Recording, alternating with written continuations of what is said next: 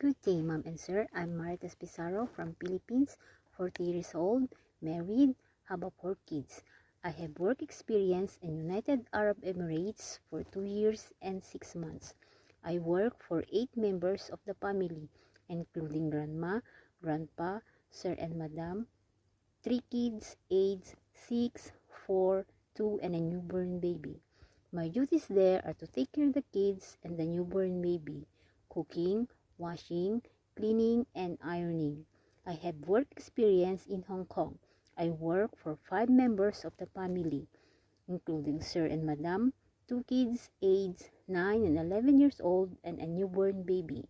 My duties there are to send and pick up the kids to their extracurricular activities and to take care of the newborn baby, cleaning the cage for 2 parrots, 3 turtles, an aquarium for fish, washing, cleaning, ironing, and marketing.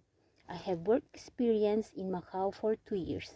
I work for 4 members of the family, including Sir and Madam, 1 kid, and a newborn baby. My duties here are to send and pick up the kid to his school and extracurricular activities, and to take care of the newborn baby, washing, cooking, cleaning, and ironing. I hope that someone will hire me. Thank you and have a nice day, Sir and Madam.